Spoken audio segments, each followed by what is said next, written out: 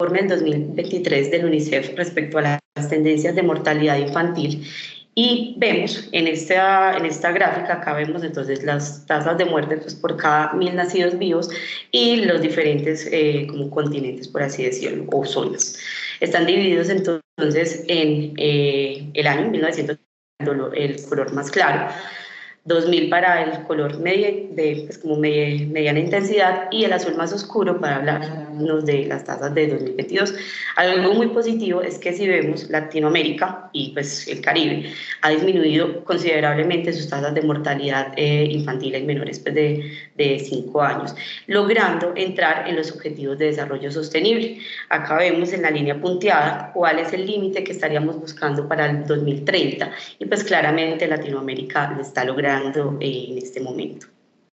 Pero entonces la Organización Mundial de la Salud nos habla de que el 75% de las muertes ocurren durante la primera semana de vida y que 1 millón de los recién nacidos mueren dentro de las primeras 24 horas. Esas primeras 24 horas hacen parte de lo que nosotros normalmente debemos evaluar, de estar atentos. Entonces casi que nuestro trabajo está enfocado en disminuir sobre todo esta mortalidad. ¿Y cuáles son las principales causas de las muertes de los recién nacidos en este periodo? El nacimiento prematuro, pues sin lugar a duda, las complicaciones durante el parto, ya sea asfixia, traumatismos y otros, las infecciones perinatales y las anomalías congénitas.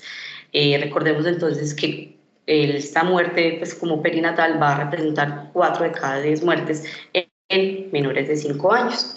Esta gráfica también es muy bacana, me parece muy chévere, es también sacada del reporte de la UNICEF del año 2023, y vemos que el 18%, o sea, la principal causa de mortalidad en los niños va a ser la prematuridad, seguido por las infecciones respiratorias inferiores y la asfixia o traumas en el momento del parto. Entonces, acá también podemos actuar nosotros.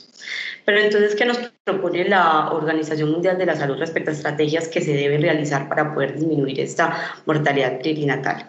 Lo primero que ellos mencionan es que la gran mayoría de las muertes de los recién nacidos se producen en países de ingresos bajos y medios, que ya vimos pues sobre todo en esta área del África subsahariana, y que se requieren intervenciones que sean de alto impacto pero que también son de muy alto costo. Dentro de estas intervenciones destaco 2: la atención de recién nacidos pequeños o enfermos y la atención obstétrica de emergencia.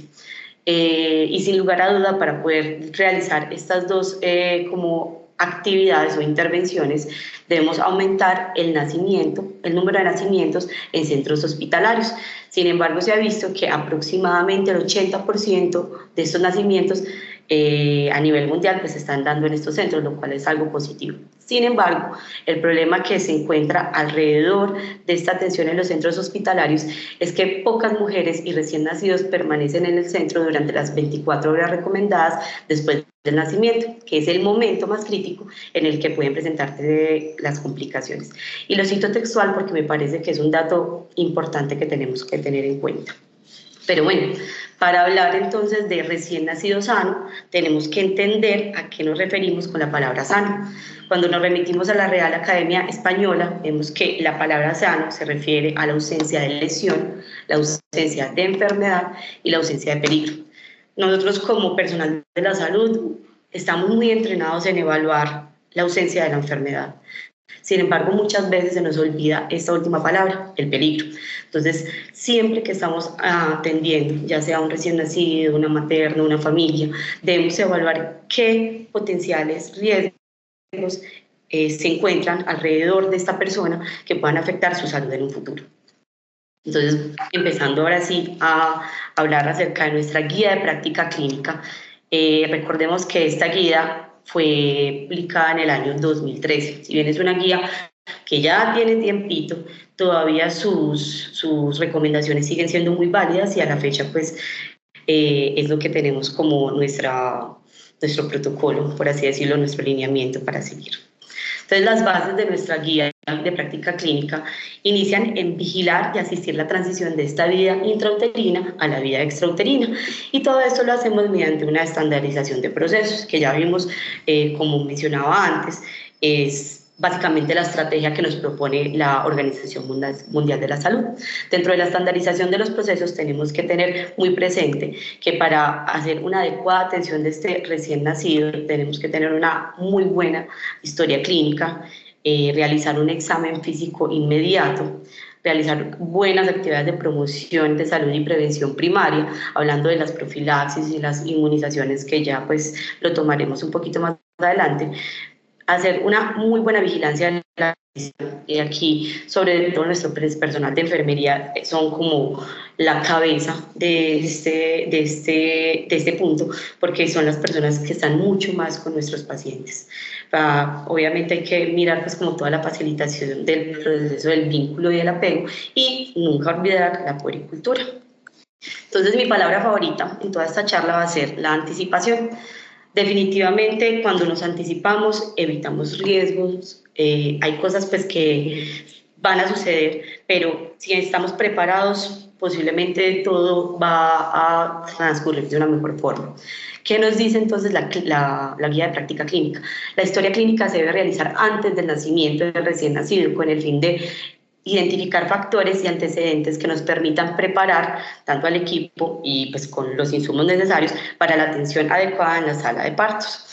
Entonces, respecto a anticipación, tenemos tres pilares fundamentales: la historia clínica completa, que nos permite ver factores de riesgo, a qué nos debemos como atener o qué cosas deberíamos como tener presentes en el momento de la atención de este recién nacido; unas instalaciones y un equipo adecuado y necesario para la atención de nuestro recién nacido; y un personal entrenado. Entonces, ¿cómo va a ser nuestra atención del recién nacido en la sala de partos? Y hablando directamente de nuestra guía de práctica clínica, el primer punto que nos menciona es el pinzamiento del cordón umbilical. Entonces, ya tuvimos toda una anticipación, preparamos nuestra sala de partos, rehace nuestro recién nacido. ¿Qué vamos a hacer? Entonces, respecto al pinzamiento del cordón umbilical, si bien esta es una recomendación de hace ya más o menos 11 añitos, sigue siendo vigente. En recién nacidos a términos y sin factores de riesgo, se recomienda un pinzamiento tardío del cordón umbilical, y se ha visto que esto tiene beneficios tanto en el momento del nacimiento como a futuro, viendo que años después, obviamente del nacimiento, nos va a proteger de desarrollar anemia y va a permitir que haya una mejoría o un desarrollo, un neurodesarrollo óptimo. Pero ¿con qué deberíamos hacer este pinzamiento del cordón umbilical? Ustedes dirán, pues, ay, eso es algo como tan bobo de tratar, por así decirlo. Y realmente no. La guía de práctica clínica nos habla de que se recomienda siempre ligar el cordón umbilical con una ligadura que sea aséptica y fácil de usar. Dentro de su primera opción están las ligaduras de caucho, seguido por la pinza plástica y las cintas umbilicales. Y esto es importante porque nuestros recién nacidos, la bulimia de los recién nacidos a término y aún más las de los recién nacidos pretérmino es muy poca, es chiquita. Entonces una ligadura que no sea adecuada, que se pierda en algún momento de la atención del recién nacido, va a llevar a nuestro recién nacido a una anemia aguda y pues todo lo que puede tener de consecuencias secundarias. Entonces es importante que siempre lo tengamos presente. Respecto a la succión nasal, nuestra guía de práctica clínica realmente no recomienda hacer una succión de la vía aérea superior en recién nacidos que no tengan factores de riesgo, que nazcan vigorosos y que tengan una vía aérea permeable. Ojo, esto no significa que no se deba hacer, solamente que se debe realizar en los casos en donde sí está indicado, niños que tengan claramente obstrucción de la vía aérea superior y pues algunas otras consideraciones. Y bueno, nació nuestro bebé. ¿Qué vamos a hacer? Se han hablado de dos estrategias grandes. La primera estrategia, que en español se menciona, se traduce como ayudando a los bebés a respirar, y básicamente todo nuestro planteamiento pues, de resucitación neonatal, el programa pues, que ya se ha venido como instaurando desde hace varios años. Hay que tener en cuenta que si bien estas dos estrategias parecen ir por el mismo camino, son diferentes, y la primera está más enfocada a la atención de recién nacidos donde no hay adecuados recursos. Entonces básicamente lograr atender en ese primer minuto al recién nacido de la mejor forma, pero si estamos en un hospital de segundo, tercer, cuarto nivel, pues o en un hospital con todos los recursos, lo ideal es que siguiéramos casi que al pie de la letra el algoritmo de resucitación neonatal. Sin embargo, algo que me parece muy bonito, pues, o una frase que me pareció muy bonita de esta estrategia del minuto de oro, es que un minuto influye para toda la vida, y es real. Entonces, listo, nació nuestro bebé, ya hicimos el pinzamiento del cordón umbilical, hicimos la atención o la adaptación neonatal y vamos a darle una clasificación. La clasificación APGAR fue desarrollada más o menos en los años 1950 por la doctora Virginia Apgar. Esta doctora era una anestesióloga obstétrica que desarrolló esta clasificación básicamente para poder realizar como una evaluación temprana de los rezar, qué tanta afectación tenían por la anestesia materna. Eso se ha ido pues como modificando, finalmente se ha ido adaptando como una descripción estandarizada de la vitalidad del recién nacido, como para que todos hablemos en el mismo idioma. Sin embargo, no debemos esperar a la clasificación o la valoración de esos criterios para poder tomar decisiones respecto a las actividades de reanimación de nuestros recién nacidos. Bueno, ya clasificamos a nuestro bebé. ¿Cuál sería el siguiente paso? El siguiente paso sería la identificación de nuestro recién nacido. Y esto es muy importante porque debemos entender que esta identificación se debería realizar.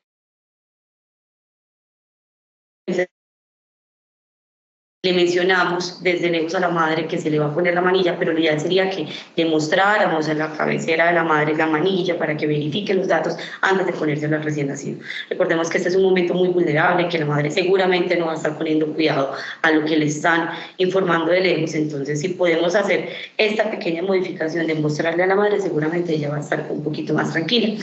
Esta identificación debe tener los siguientes datos: el nombre de la madre, la fecha y hora de nacimiento, el número de gemelo en caso de que sea pues una gestación múltiple, el sexo y el documento de identificación de la madre.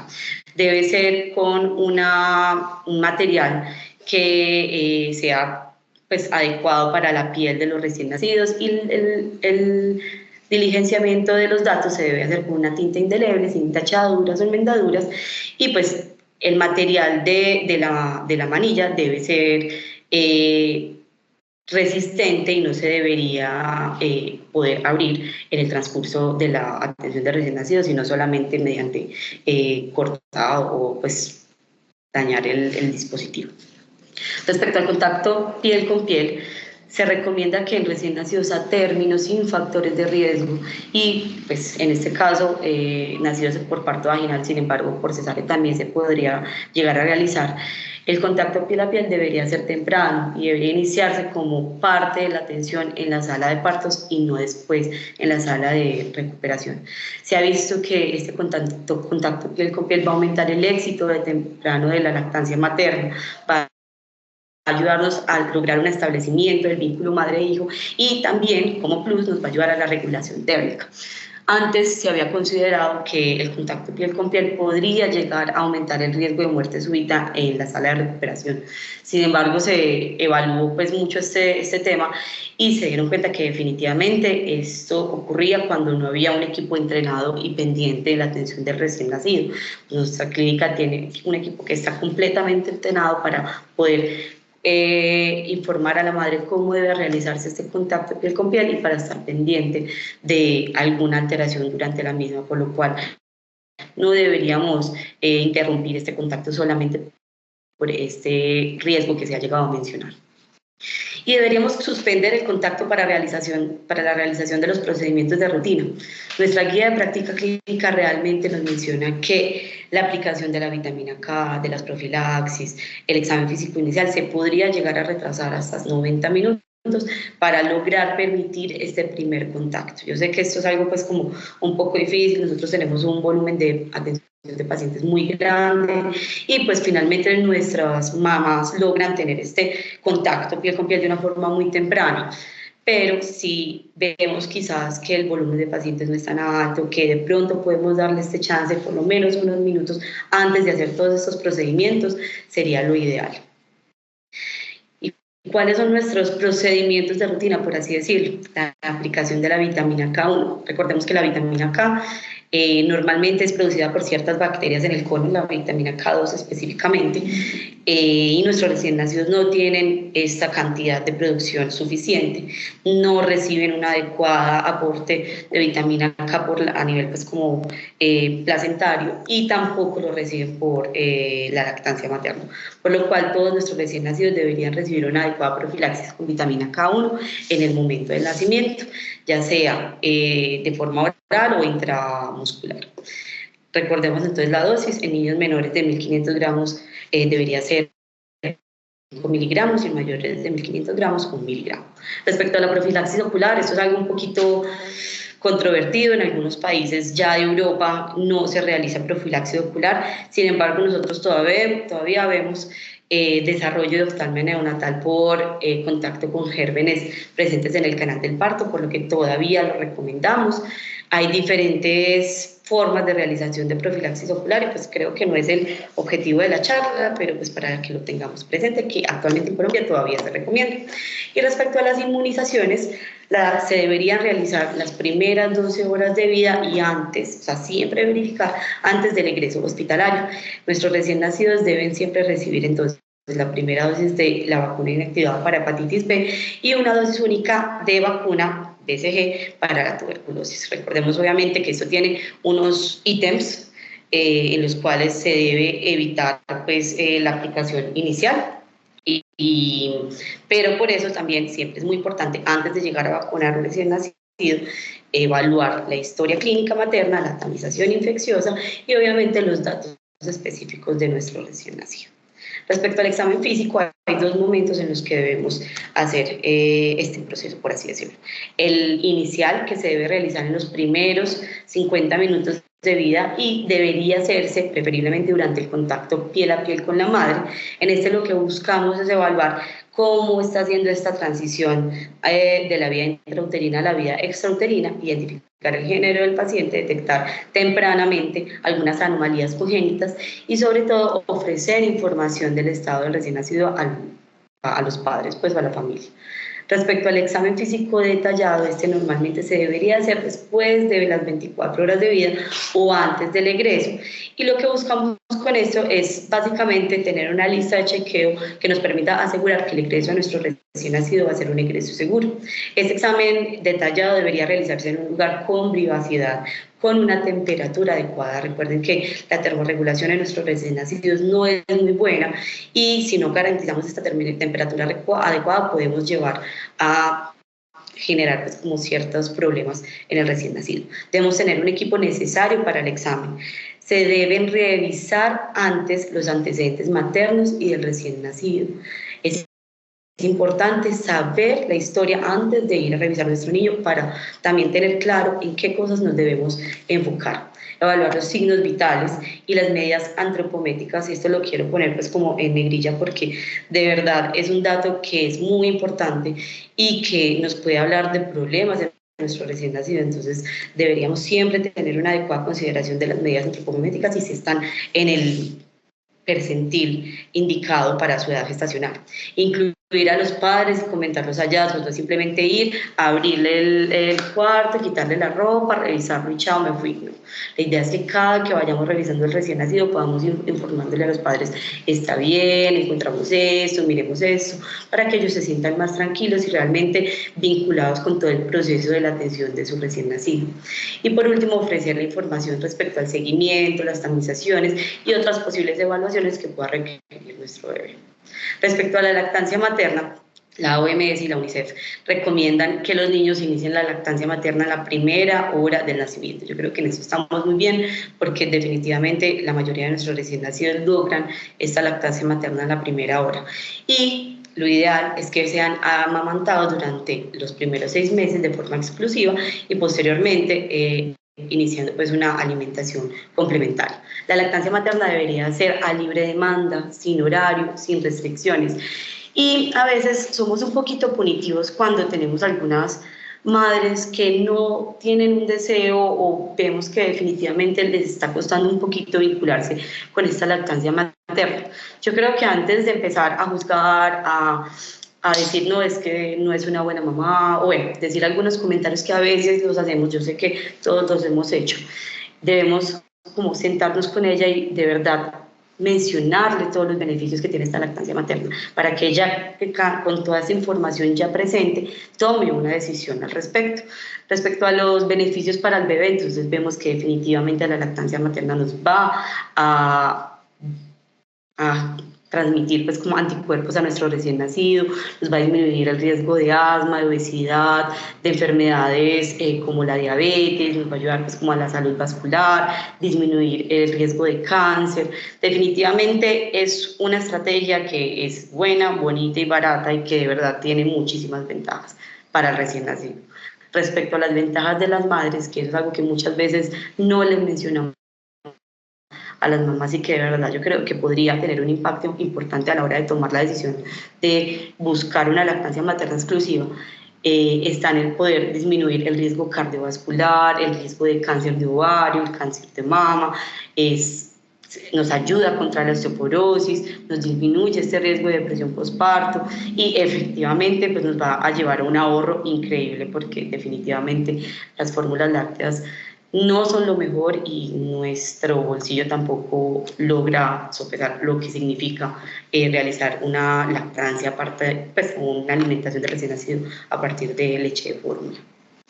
Respecto entonces a la técnica para amamantar al bebé, eso es algo muy importante que siempre debemos verificar en nuestro examen físico.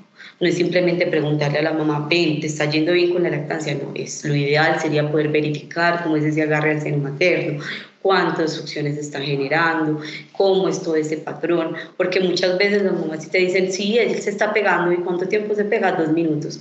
Quizás las cosas no están yendo muy bien. Entonces lo ideal es que antes del alta podamos verificar la técnica de amamantamiento y que esta sea la adecuada, sino poder corregir lo que esté pasando. Recordemos que tenemos consejería en lactancia materna que nos puede ayudar muchísimo para lograr que esta lactancia sea efectiva. Acá vemos entonces en esta gráfica que me parece muy bonita la técnica adecuada para asegurar una buena lactancia. Entonces lo ideal inicialmente sería sostener el pecho para apuntar el pezón hacia arriba, poner la parte inferior de la areola, como vemos acá. El pezón entonces debe rodar por debajo del labio superior y entrar y estar en contacto con el paladar del bebé. La lengua debe acunar el pezón y la areola. El labio inferior debería estar evertido y debemos ver y oír efectivamente que sea una succión adecuada, que tenga un ritmo pues como constante y que no sean simplemente 3 o 4 succiones y hasta ahí llegamos. Entonces, bueno, ¿cómo sabemos que nuestro recién nacido posiblemente está con hambre o está buscando alimentarse? Eso es algo que a veces nos preguntan los padres primerizos sobre todo. Vemos entonces que en las primeras fases el neonato se agita, abre su boca, gira la cabeza, bosteza, a veces se llevan las manitos a la boca y ya finalmente cuando tienen mucha hambre se empiezan a desesperar, se ponen rojitos, empiezan a llorar, se vuelven irritables y en este punto ya va a ser un poco más difícil iniciar la lactancia materna. Entonces es muy importante que le recordemos a las madres estos signos para que apenas los identifiquen pueden iniciar la lactancia y no lleguemos pues como a esa instancia final donde va a ser un poco más difícil que el recién nacido se agarre al seno materno. ¿Y qué pasa si tenemos una poca producción de leche? Que eso es una de las preguntas que cada día nos encontramos pues como sobre todo en el servicio de hospitalización.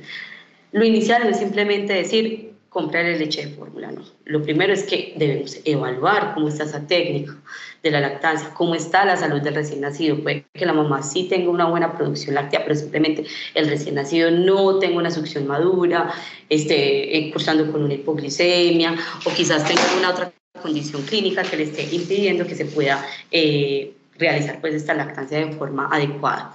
Se debe tranquilizar y dar confianza a la madre. Recordemos que en este periodo a la madre la van a juzgar por todo, sobre todo la abuela, la suegra, la tía, la vecina. Entonces, si ellas no se sienten acompañadas, si ellas no sienten esa confianza en ellas mismas de poder lograr alimentar a su bebé, no van a ser capaces de hacerlo. Y nosotros como personal de salud debemos garantizar que ellas se sientan cómodas y se sientan confiadas para eso.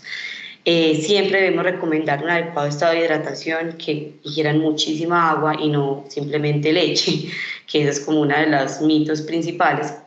Y sobre todo evitar el uso de bebidas naturistas para aumentar la producción láctea. Recordemos que hay algunas bebidas que realmente tienen unos componentes que pasan por la leche materna y pueden generar algún compromiso, sobre todo neurológico, en nuestro recién nacido. Respecto a algunos problemas que debemos detectar de forma temprana, uno de los principales que vamos a ver va a ser la ictericia. Y este también tiene como una especie de puntico controversial, y es respecto a la solterapia. Entonces, ¿qué nos dice nuestra guía desde el año 2013? Se recomienda del tinte ictérico en todos los encuentros con el personal médico, no solamente con el médico o el pediatra, sino con el personal de enfermería durante este periodo neonatal, y deberíamos hacer una búsqueda activa. Recordemos que la evaluación de la ictericia se hace bajo luz natural, no bajo la luz que encontramos en nuestras habitaciones. Entonces no nos dé pena decirle a los padres, de un momento vamos a ver al bebé bajo la luz para poder evaluar bien ese grado de ictericia. Afortunadamente nosotros disponemos con un dispositivo como el BiliCheck, donde podemos hacer una evaluación rápida y tomar decisiones prontas respecto a qué hacer con este recién nacido que está empezando a cursar con una ictericia temprana, y no debemos nunca, si lo consideramos, hacerlo y evaluar pues como con el pediatra o pues el médico general respecto a la posibilidad de que requiera un tratamiento. Ahora, ¿qué hacer cuando tenemos una ictericia? Pues se ha visto que no existe una evidencia que apoye el uso de la exposición solar por cortos periodos para disminuir el riesgo de la aparición de ictericia prolongada. Y como le digo a muchos papás, el que se va a poner amarillo, se pone amarillo aquí, se pone amarillo en Finlandia, se pone amarillo en el Sahara, ¿listo? Porque hay algunos factores de riesgo que lo predisponen para esto. Ahora, ¿qué deberíamos hacer? Entonces, doctora, es que me siento muy mal porque no puedo sacar a mi recién nacido al sol porque el día está gris. Tranquilos, no podemos juzgar a los papás, simplemente tranquilizarlos y mencionarles que realmente esta exposición solar puede tener más riesgos en el hecho de que puede llevar a cáncer de piel en un futuro, y realmente los beneficios vienen más asociados a la obtención de vitamina D. Entonces, la exposición solar debería realizarse una vez por semana, sobre todo buscando este aporte de vitamina D y no tratando de disminuir como el riesgo de ictericia patológica. Respecto a la displasia de cadera y su tamización, realmente nuestras guías no nos recomiendan una tamización como universal, si bien en algunos sitios en el mundo y algunas instituciones en Colombia están empezando a solicitar una tamización de displasia de cadera en casi todos sus recién nacidos. Todavía no es una indicación que se tenga pues como vigente, y actualmente solo se debería hacer en aquellos recién nacidos que tienen factores de riesgo para una displasia de cadera o que efectivamente durante nuestro examen físico, ya sea con las maniobras de Barlow, Bortolani o alguna otra evaluación clínica, vemos que el paciente tiene signos clínicos de displasia de cadera, y en este caso sí será muy importante enviar dar una orden para la realización de una ecografía de caderas entre el primer y el cuarto mes de vida. Recordemos que cuando esta ecografía se hace más del cuarto mes de vida no es tan útil, y en este caso ya deberíamos utilizar una radiografía de cadera. Respecto al egreso hospitalario, entonces es importante que tengamos muy claro cuál es el momento del alta. Realmente lo que nos dicen las guías es que deberíamos observar la transición de la vía intrauterina a extrauterina durante al menos 24 horas, pues durante las primeras 24 horas de vida. ¿Y qué ítems o qué cosas deberían evaluarse en este periodo de tiempo? Primero se debería hacer entonces el examen físico postnatal adecuado con todo lo que ya acabamos de mencionar. Se debería hacer una búsqueda activa de anomalías congénitas, realizar las pruebas de tamización, y entre estas tenemos la hemoclasificación, la tamización de hipotiroidismo congénito. Esperamos el plan como ampliado como la tamización pues, como neonatal ampliada, la tamización para cardiopatías congénitas y en estos me faltan, creo que ya serían estos. Entonces lo ideal es que en estas primeras 24 horas podamos realizar todas estas pruebas de tamización. Se debe verificar la técnica de lactancia materna y los cuidados pues, del recién nacido, que esta familia sí esté entrenada para poder llevarse a su recién nacido a la casa. Verificar la realización de orina y de posición adecuada. Recordemos que un niño no debería irse del hospital sin haber realizado diuresis y sin haber hecho meconio. Si no lo ha hecho, pues lo ideal es que evaluemos esas primeras 24 horas y si después de esas 24 horas no, pues evaluar como otras condiciones. Ahí ya sí tenemos pues como unas consideraciones especiales. Verificar la inmunización adecuada, que efectivamente al recién nacido sí se haya vacunado y que haya sido una vacunación adecuada para sus condiciones. Descartar factores de riesgo familiar y social, esto es otra cosa muy, muy, muy importante. Recordemos que los signos de peligro hacen parte del significado de recién nacido sano. Entonces, si no descartamos que no haya como un riesgo importante, pues podemos estar poniendo un niño en riesgo, para la redundancia. Y pues finalmente poder asignar una cita de control en las próximas 72 horas del egreso. Respecto a las recomendaciones del ATA, yo sé que esta es una diapositiva muy cargada, no lo vamos a leer todas, solo quiero que sepan que en nuestra clínica tenemos unas recomendaciones que se le entregan a todos los recién, pues a todas las familias. Lo importante es que cada que tengamos el contacto con esas familias, recordemos que dentro de la papelería que se le va a entregar hay unas recomendaciones que deben leer, que no es simplemente para dejarlas guardadas en la carpeta. Y a mí personalmente me gusta resaltarles algunas de las que me parecen como más no importantes, sino que de las que deben tener un poquito más de cuidado, porque muchos papás simplemente ignoran estos aspectos. El primero, el resultado de la TSH neonatal. Muchas veces este resultado no está disponible en el momento del alta y es importante recordarles a los papás que deben reclamar ese resultado y que deben llevarlo a la cita de revisión por pediatría, porque un resultado alterado va a afectar al recién nacido de una forma importante en un futuro si no se trata de forma temprana. Evitar llevar al bebé a espacios públicos hasta que tenga un mes de vida. Es común ver que cuando nace este recién nacido, lo esperan en casa con toda una fiesta familiar y eso puede poner al niño en un alto riesgo. Entonces no está de más recordarle a la familia que deberíamos evitar esto y simplemente esperar al recién nacido las personas que van a estar directamente involucradas en el cuidado de este. Los cuidados del ombligo, y esto lo menciono porque normalmente hay mucha discrepancia entre los conceptos que hay entre algunas personas y otras. Recordemos que lo que buscamos básicamente con el cuidado del ombligo es que esté seco. No se ha visto pues como beneficio en la aplicación de sustancias antisépticas, de antibióticos o de algunas otras pues como sustancias. Simplemente hay que mantenerlo sequito y pues esperar que se caiga de forma espontánea. ¿Listo? Otro dato pues, que me parece muy importante recalcarles en el momento de la atención o del egreso hospitalario es que a los recién nacidos, específicamente a los varones, no es necesario bajarles el prepucio para poder realizar una adecuada limpieza y sobre todo tratando de disminuir el riesgo de fimosis. ¿Por qué? Porque eso puede llevar antes a lesiones en esta telita, por así decirlo, en este prepucio y puede llevar entonces antes a complicaciones posteriores. Por último, siempre debemos dar recomendaciones respecto a la disminución de riesgo de síndrome infantil de muerte súbita. Todavía en nuestras familias, sobre todo con conceptos un poco más antiguos, está el hecho de que el bebé debería dormir boca abajo, con cobija, con peluches. Entonces es importante que le demos estas recomendaciones de evitar hacerlo a las familias para que, por favor, pues disminuyamos este riesgo de muerte súbita en el recién nacido.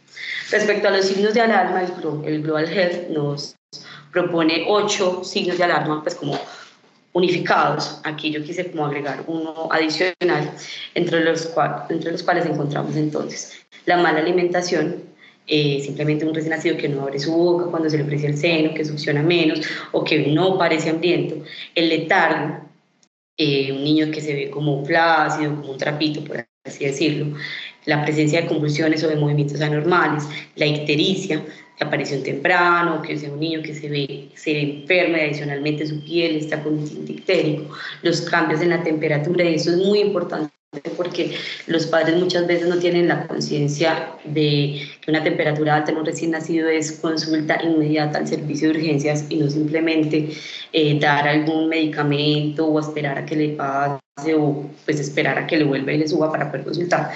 Los signos de dificultad respiratoria. Y por último, esto es algo que yo siempre les menciono a los papás y que no está propiamente dentro de los signos de alarma que nos propone el Global Health, pero que me parece importante, y es la diuresis. Muchos padres están muy atentos a la disminución de la realización de las deposiciones y eso les genera mucha angustia, pero muchas veces no están pendientes de la diuresis. Y recordemos que una disminución de la diuresis nos puede estar hablando de un signo de hipoalimentación, de deshidratación, de que el niño está séptico, que puede estar ante una infección urinaria. Entonces es muy importante que le recordemos que eso es un signo de alarma. Finalmente, está articulada, como les estaba mencionando al inicio, a toda esta ruta de atención integral materno-perinatal. ¿Y cómo hacemos esta articulación? Básicamente, dirigiendo a todos nuestros recién nacidos a los programas de crecimiento y desarrollo que tiene cada una de las EPS, garantizando una planificación familiar, y vemos que la mayoría de nuestras madres casi que en este periodo de posparto inicial ya están asegurando una planificación familiar, y dirigiendo a nuestros recién nacidos y pues a todas nuestras familias a continuar pues, con todo el plan ampliado de inmunizaciones. Esto finalmente entonces es como una infografía que me parece muy bonita, que publicó la Universidad de Antioquia hace aproximadamente 2 años, donde hacemos un resumen de todo lo que acabamos de hablar, básicamente el apoyo a la lactancia materna, cuáles son las pruebas de tamización que deberíamos realizar en nuestros recién nacidos, los signos que debemos ver, y eso es otra cosa que no es solamente función del GINE, sino que nosotros también deberíamos como pediatras, como médicos, evaluar cómo están esas mamás y qué podemos pues, como hacer para disminuir estas lesiones, evaluar la temperatura de recién nacido en estas primeras 24 horas de vida, garantizar una adecuada vacunación, una buena educación